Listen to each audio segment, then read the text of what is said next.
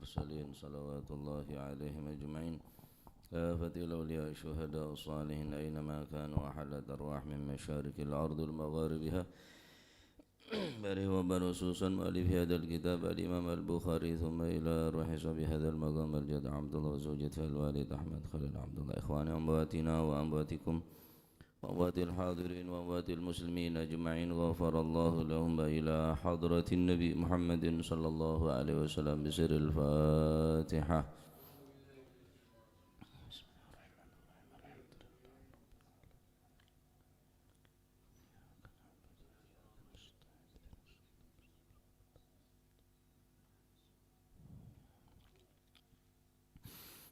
بسم الله الرحمن الرحيم الحمد لله رب العالمين والصلاة والسلام على نور المبين حبيب رب العالمين سيدنا ومولانا محمد وعلى آله وصحبه أجمعين. قال المؤلف رحمه الله تعالى ونفعنا به وبعلومه في الدارين آمين. Bismillahirrahmanirrahim. Radhiyallahu ankum wa qala radhiyallahu an Ummi Salamah nggih. An Ummi Salamah saking Sayyidina Sayyidatuna Ummi Salamah qalat dawu sapa Sayyidatuna Ummi Salamah Ja'at teko sapa Ummu Sulaim. Ja'at teko tawa sowan sapa Ummu Sulaim Sayyidatuna Ummu Sulaim ila Rasulillahi sallallahu alaihi wa alihi wasallam. Sowan dumateng Gusti Kanjeng Nabi sallallahu alaihi wasallam. Ummu Sulaim beliau di antara sahabiyah, sahabat perempuan yang sangat kuat keimanannya, keteguhan dan kesabarannya. Sayyidatuna Ummu Sulaim, istri daripada Sayyidina Talha. Di antara kesetiaan beliau ketika Ummu Sulaim nikah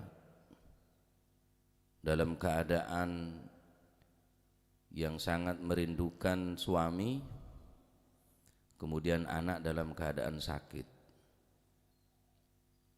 maka Sayyidina Talha mengatakan kepada Ummu Sulaim, wahai istriku, berdandanlah, mempercantik. Akhirnya Ummu Sulaim mempercantik diri, merias diri, berdandan atun-tun, tinggal ke masjid sareng Sayyidina Talha. Peleman dari masjid, Sayyidina Talha nikah, Sayyidina Ummu Sulaim nikah, tak menampakkan kesosaan. Akhirnya karena pun lah janjian sareng Sayyidina Talha untuk melayani suami dengan sepenuh hati, ratin macak bonan luar biasa, sampai asareng bersenggama, bersetubuh karena tak ingin mengecewakan sang suami. Setelah selesai, Ummu Sulaim mengatakan, apakah seseorang yang dititipi barang oleh orang lain dia mampu menolak jika yang memiliki barang atau yang menitipkan barang tersebut mengambil barangnya? Maka Sayyidina Talha mengatakan, oh tidak, yang berhak mengambil barangnya adalah orang yang memiliki barang tersebut. Ketahuilah, sesungguhnya anakmu adalah titipan dari Allah Subhanahu wa ta'ala, dan yang menitipkan Allah sekarang sudah diambil oleh sang pemilik. Jadi anak materi tak ngebela ke selagi. Karena apa? Mau ngebela setia, kalau saya sekarang memberi kabar kepada suamiku, dikhawatirkan menggugurkan niat keinginan sang suami. Jadi takut burung setro Apollo ngabi Sayyidatuna Ummu Sulaim gila, tak kebela si anan mati. Lo me tak ngucap legelek kaki. Maka nikalah sifat orang bini si salihah. Mun bini gulik sambian bereng nilpun. Akeme nilpun. Pokoke odi nilpun tok. Nggih, dadi tek tangan nih mun reng mangken. Apa ini kanten nika. Masya Allah, mun tak salah seneka cerita napa Ummu Sulaim napa saya ngaengaan kula nika. Kurang lebih ala kulli hal beliau adalah orang yang salihah dan mempunyai sifat syaja'ah, pemberani. Dan beliau tidak segan-segan bertanya langsung kepada Rasulullah SAW tentang ma yata'allaku bin nisa, dengan sesuatu yang berkaitan dengan perempuan. Tayyib.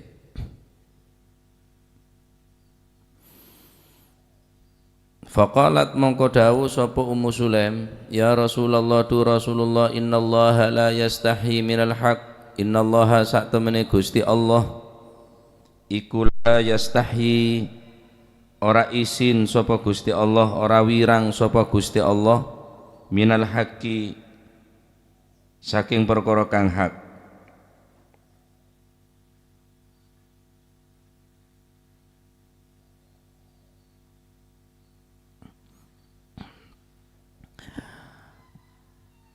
Innallaha sak temene Gusti Allah iku la yastahi, ora wirang sapa Gusti Allah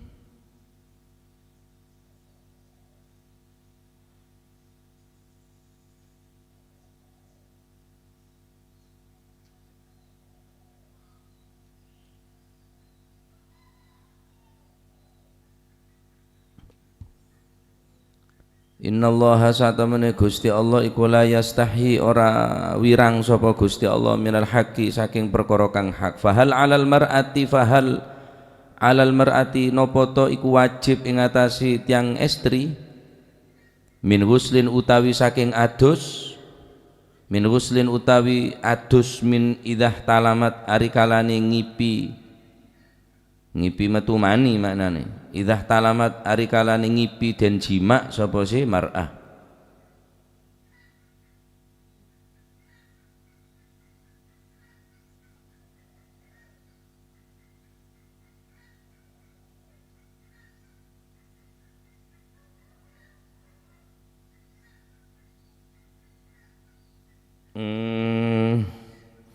Oh bener kisah Ummu Sulaim nika. Dadi Ummu Sulaim nika ibu dari Sayyidina Anas bin Malik kelero. Napa Ummu Salaman nah rajina Sayyidina Thalha nika. Dadi Ummu Sulaim nika istri daripada Sayyidina Malik, di anak Anas bin Malik. Nah, karena Sayyidatuna Ummu Sulaim nika melihat para sahabat berbondong-bondong memberikan bantuan kepada Nabi untuk dakwah, bodoh sandik separuh harta, bodoh seseprapat daripada hartana diserahkan langsung kepada Rasulullah. Lah Ummu Sulaim ini mikir, apa yang aku serahkan kepada Rasulullah? Akhirnya anak tercinta, anak tersayang, anak semata wayang beliau nyaman Anas langsung dikorbankan, diberikan untuk menjadi pelayan khidmah kepada Rasulullah SAW. Ya Rasulullah, ini anakku yang bernama Anas, aku serahkan kepada engkau ya Rasulullah untuk kau jadikan pembantu. Ini Kak Ummu Sulaim. Jadi dari pernikahan bin Sayyidina Malik bin Dinar membuahkan anak kita nikah Malik, Anas bin Malik nikah akhirnya ebeki deka Gusti Kanjeng Nabi Muhammad sallallahu alaihi wasallam. Kemudian Rasulullah menyambutnya hingga Rasulullah begitu senang, begitu gembira karena mendapatkan hadiah berupa Anas bin Malik. Dan Ummu Sulaim pun sangat kelihatan dari raut wajahnya, Ummu Sulaim sangat gembira, sejuk kedua matanya. Kemudian Sayyidina Anas bin Malik menjadi perbincangan di antara para sahabat, dan ibunya Sayyidina Ummu Sulaim juga menjadi perbincangan dari para sahabat karena kagum deka Ummu Sulaim kelak. Kan begitu agung dari hati seorang ibu untuk menyerahkan anak. Kemuliaan dan kebaikan Ummu Sulaim terdengar telinga oleh Sayyidina Tolha, seorang hartawan di zaman ki bener akhirah elamar bi Sayyidina Tolha, bener akhirnya elamar bareng Sayyidina Tolha, seorang hartawan di zaman itu. Sayyidina Tolha neka andi napanya mana ladang kurma yang sangat bagus, yang paling dicintai, dan itu pun diserahkan kepada Nabi Shallallahu Alaihi Wasallam untuk pelebaran Masjid Nabawi. Luar biasa, bener nih kalian. Taib. Fahal alal mar'ati opoto nopoto niku wajib ingatasi tiang estri idah min guslin utawi saking adus idah talamat arikalane ngipi metumani utawa ngipi den jima sapa si mar'ah. Qalat mongkon jawab sapa An-Nabi sallallahu alaihi wasallam idza ra'at arikalane ningali sapa mar'ah al-ma'a ing mani, yakni ing banyu ing mani. Al-ma'a ing banyu. Faghattat mongko nutupi wajahe sapa Ummu Salamah, Sayyidatuna Ummu Salamah. Yakni wajaha, yakni nutup ing napa niku yakni ngarepaken wajaha ing nutup ing wajahe sinten Ummu Salamah. Wa qalat lan dawuh sapa napa niku, wa qalat lan dawuh sapa wa qalat lan dawuh sapa niku sinten Ummu Sulaim, sapa Ummu Salamah. Wa qalat moko dawuh sapa Ummu Salamah, ya Rasulullah, tu Rasulullah, wa tahtalimul mar'atu, yakni nyimpen lafat hal, wa tahtalimu nopo to bisa ngipi metumani sapa al mar'atu tiang estri, wa tahtalimu nyimpen istifham hal, wa tahtalimu nopo to saged mimpi metumani sapa al mar'atu tiang estri. Qala mongkon jawab sapa Rasulullah sallallahu alaihi wasallam, na'am, iya, taribat tetemu lebu tanah apa yaminuka tangan tengen sira. Fabima mongko saking apa yusbihuha nyerupani Fabima mongko kelawan opo yushbihuha nyerupani ha ing mar'ah opo sopo waladuha anake mar'ah.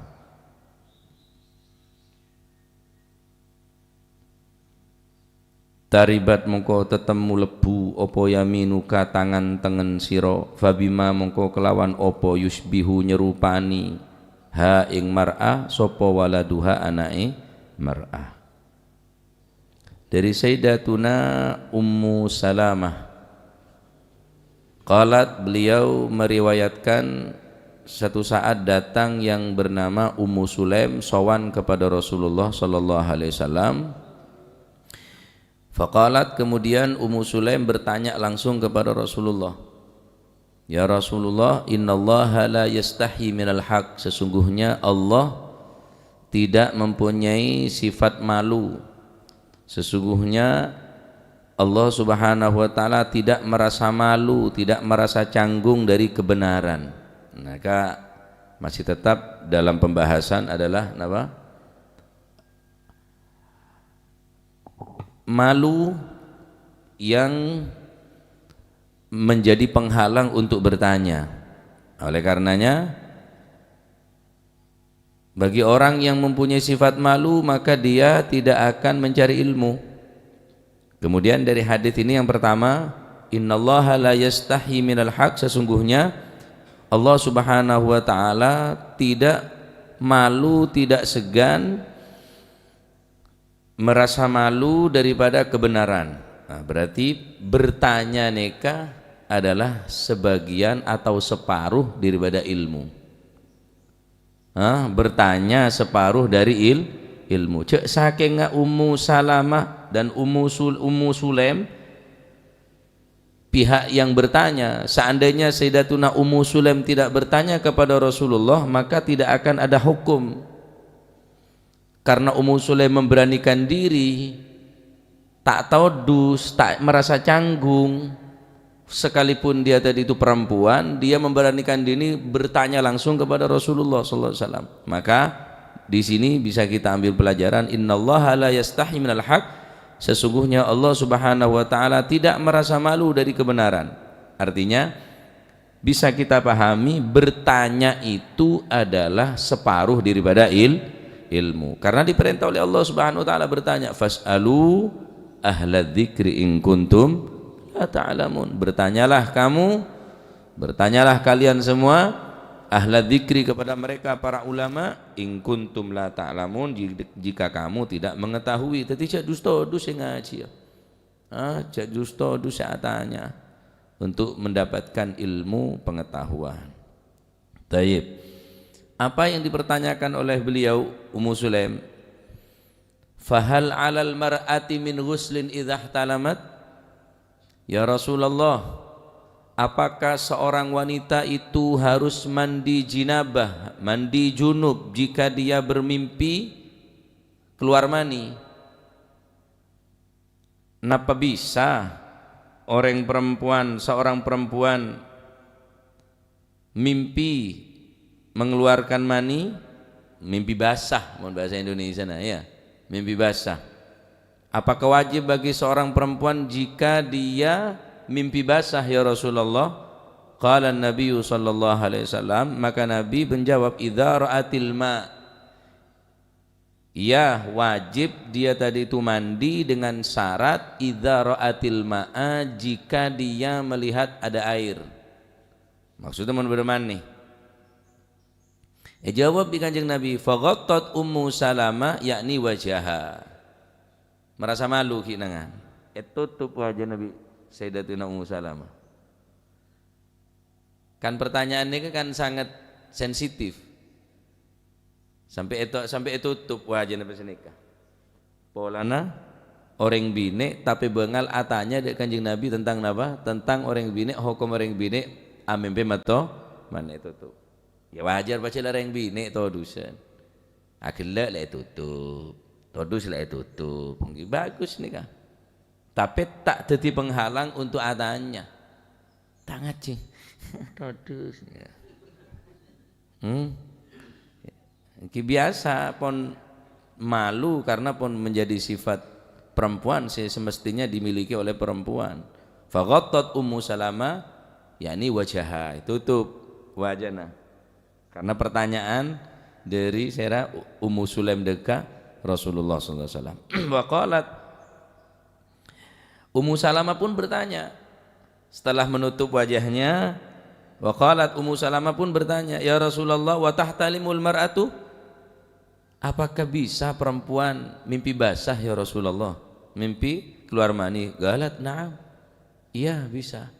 Nah dari hadits nikah bisa diambil faedah bahwa seorang perempuan yang mimpi basah, mempeh keluar maneh, wajib hukum mandi sebagaimana terjadi di orang laki, sebagaimana terjadi kepada seorang laki-laki yang apabila dia bermimpi basah, mimpi mengeluarkan mani, keluar mani, maka wajib hukuma ghuslul jinabah, wajib mandi junub.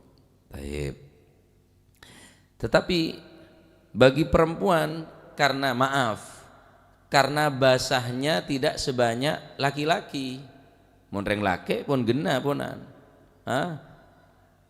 lebih ketela lebih banyak keluar aing man nenek orang laki lebih banyak, tapi orang bini ini tak banyak, hanya sangat sedikit sekali, mungkin hanya membasahi bagian-bagian tertentu. Nah, sehingga Rasulullah SAW mentakyid di sini idza ra'atil ma, jika si perempuan benar-benar melihat air, melihat sesuatu yang membasahi daripada celana atau bagian pakaian dalamnya, kelihatan mak becah, Imun pacet nyatah aneka amempeh kemudian ceketedung mak beca. Katon masalahnya, katon mak beca. Ya berarti pun tak bisa diragukan lagi nika wajib hukum mandi. Karena orang metu mandi nika bisa napanya mana karena payah, karena lesoh. Karena payah, karena terlalu banyak kesibukan sehingga bisa keluar mandi. Bene sebabaki mempeh. Nah, tetapi mon pacet idza ra'atil ma, mon pacet nyatah nika ponan. Ya. Orang bine bunyak becah bunyak sarah, neng karon bunyak sarah, neng bagian pakaian, neng pakaian dalamnya sangat banyak. Biasanya orang keluar mandi tak banyak senika, cium, ya mau lasing keme, ngompol berarti. Nah, berarti mon orang orang bine nganeka, mon pacet amempeh tapi tak ada aing, kita wajib mandi berarti. Ya. Idza talamal insanu wa lam yara syai'an fa innahu la ghusla alaih. Jika seorang bermimpi basah dan tidak melihat air, tidak melihat sesuatu apapun daripada air, maka tidak wajib mandi hukumnya. Kenapa? Karena Ummu Sulaim bertanya kepada Rasulullah sallallahu alaihi wasallam dari masalah ini. Rasulullah menjawab, "Na'am idza hiya ra'atil ma'." Jika idza ra'atil ma, jika dia melihat daripada air. Apakah wajib bagi wanita mandi jika bermimpi basah? Naam, kata Rasulullah. Ya, jika ia melihat daripada air. Maka di sini Nabi SAW mengkaitkan mandi dengan melihat. Di sini Rasulullah SAW mengkaitkan mandi al-ghusul dengan melihat daripada air. Jadi mau tak ngetela aing tak wajib mandi. Mempeh walam yara syai'an, tapi tak ngetela aing manne, ya tak wajib mandi. Mon pacet ada aing si basah, hanya sekedar mempeh. Jagain bi kanjen, wah tak gena kagak. Tepak man nyaman, orang sekone baca jagain. Aduh rezeki nomplok burung. Maka al-ibrah fi huna, yang menjadi naba ibrah, yang menjadi hukum dari pembahasan kita, khurujul mani, keluar mani. Bene mempena, mempene ke sebab keluar mani. Apa mak keluar mani? Sebab mempeh. Maka bene sebab bene mempena setiti pembahasan tapi khurujul mani, keluar mani neka senyebabaki orang laki atau bebine wajib hukum mandi. Paham ya? Jadi orang bine pun bisa mempeh. Ummu Salamah tanya, wa tahtalimul mar'atu ya Rasulullah? Memang bisa perempuan mimpi basah? Oh iya, maka wajib hukumah. Wajib hukumah. Taib. Maka ketika seorang perempuan bermimpi basah, maka tidak diragukan lagi dan tidak ada khilaf di antara para ulama, wajib hukumah si perempuan tadi itu yang mimpi basah hukumnya mandi. La khilafa bainal ulama annan nisa idza talamna wa ra'ainal ma'ah.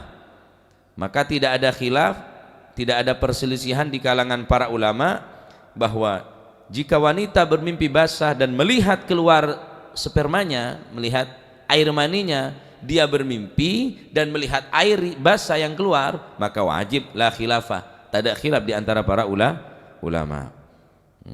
Wa inna alaihinnal ghusul, maka wajib baginya untuk mandi, dan hukumnya sama dengan hukumnya siapa? Si perempuan tadi itu sama hukumnya dengan laki-laki, wajib juga. Taib.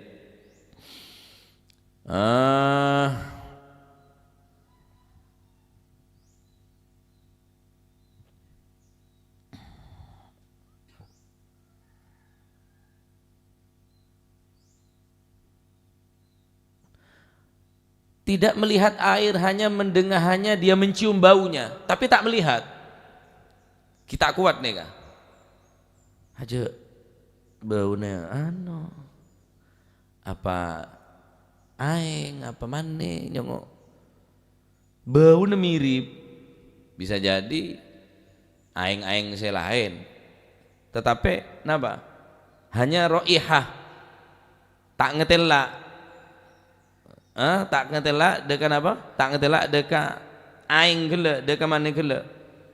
Maka dikatakan lau syamma raihatan in kana hunaka raihatan min uruqihi fa innahu la ghusla alaih. Kalau dia mencium bau bisa jadi dia air yang basah tersebut bisa kemungkinan adalah air keringatnya.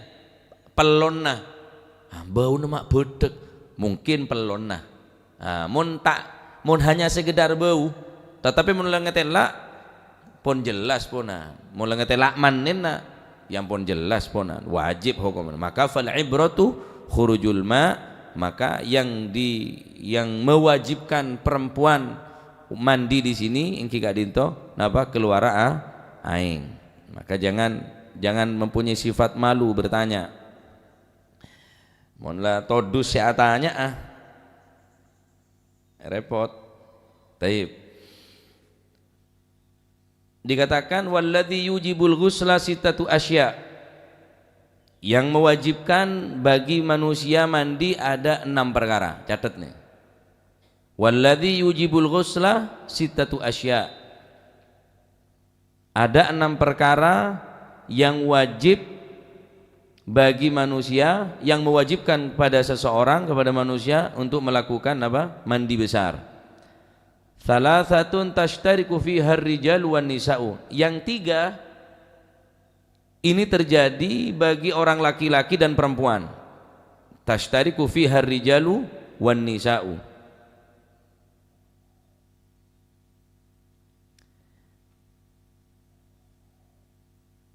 Yang ketiga, yang 3 perkara ini dialami oleh pria dan wanita.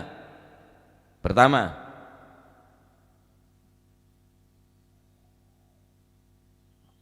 iltiqaul khitanin. Yang pertama yaitu disebabkan bertemunya 2 kelamin, alat kelamin. Kelamin laki-laki dan kelamin perempuan. Inzal ataupun tidak inzal, keluar mani ataupun tidak keluar mani, jika bertemu maka wajib hukum mandi. Paham ya? Iltiqaul khitanin, ketemunya 2 alat kelamin, yakni dalam arti bersetubuh. Orang laki benteng bini wajib nikah, terjadi da orang laki ben terjadi da orang bini setelo. Yang kedua wa inzalul mani, keluarnya mani.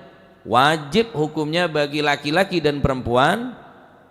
Jika keluar mani maka hukumnya wajib mandi. Yang ketiga adalah wal mautu, mati, wajib mandi, baik laki-laki atau perempuan. Yang 3 perkara ini tashtariku fiha ar-rijalu wan nisa'u. Yang 3 perkara dari 6 ini dia bisa terjadi kepada laki-laki dan perempuan. Apa itu? Iltiqaul khitanin, bertemunya 2 alat kelamin. Yang kedua keluarnya mani. Yang ketiga adalah jika dia mati. Wa thalathatun takhtassu bihan nisa'u. Dan yang 3 ini khusus bagi perempuan. Jadi ada 6 perkara yang mewajibkan mandi. Yang 3 ini berlaku bagi seorang laki-laki dan perempuan. Yang ketiga, yang terakhir hanya khusus bagi perempuan. Apa itu? Yang pertama al-haidu, haid. Yang kedua wan nifasu, nifas, wajib mandi. Yang ketiga wal wiladatu, pasca persalinan, yakni melahirkan, wajib mandi. Neka ada orang laki neka. Ada orang laki haid, ada. Minta apa sah? Tak sakit, ya tak nifas, ya tak lahir. Pola head pola, kayak nggak songotan, cerita apa ser ya? Mungkin sakit kemungkinan atau musafir, tak musafir ya, juto ya dan bungkona, tak apa sah. Roh aku tangan bayi lah, roh aku tangan bayi, roh pakaian pink bayi. 6 perkara yang mewajibkan mandi, yang 3 khusus bagi perempuan, yang 3 dia berlaku pada laki-laki dan perempuan, yang 3 maka khusus bagi perempuan, haid, nifas, dan melahirkan. Nah, nikah wajib mandi, nikah wajib mandi, kecuali satu-satunya perempuan yang tidak mempunyai nifas sera Siti Fatimah Az-Zahra, maka kocak Az-Zahra karena suci. Setelah melahirkan ini kata ada. Jadi wajib hukuma orang bini neka mandi neng telok hal neka. 6 berarti kewajiban bagi orang bini kang kurang laki neng telok. Kibaneka iltiqaul khitanen, inzalul mani, kemudian wal mautu mati. Mula mati wajib mandi. Ya, muka titik ilmu si manfaat. Jadi mon reng bine amempeh metomane bisa dengan syarat wajib mandi congo keluar mandi beca manja namun beca wajib mandi idza ra'atil ma nikasati al ibrah khurujul mani walaupun mempeh tapi tak keluar mani tak ketela mempeh king tak ketela aing tak ketela beca kita wajib apa tak wajib mandi ya mon sekedar mempeh ya pabanyak minta mentera mimpi agak nyaman tak usah melenjoy kop cokop lemempe je lah. Baik, mentar moga titik ilmu semanfaat. Jadi dari hadis nikah cek dus atanya sekalipun tetapi mon masalah bab kewanitaan ya beda pembahasan khusus benar untuk apa? Untuk di depan anak-anak karena membahas tentang kewanitaan nikah karena di situ membahas tentang kemaluan atau apa alat kelamin ya mestinya lebih tertutup begitu. Tapi cek todus atanya nikah cuma Ummu Salamah yang meriwayatkan Ummu Sulaim bertanya langsung kepada Rasulullah. Gitu ada rasa todus nikah tak bekal oleh ilmu. Jadi bertanya separuh daripada ilmu. Yang jelas orang yang mempunyai sifat malu maka dia tidak akan mendapatkan ilmu. Tanya ngaji maka insyaallah bekal oleh ilmu mentermu kemanfaat. Amin Allahumma amin wallahu a'lam bissawab. Allahumma salli afdala salatin ala as'adi makhluqatik sayyidina Muhammadin wa sahbihi wa sallim adada ma'lumatik wa midada kalimatik kullama dhakaraka wa dhakara dhakirun wa ghafala an dhikrika wa dhikrihil ghafilun. Allahumma khluqatik sayyidina Muhammadin wa ala alihi wa sahbihi wa sallim adada ma'lumatik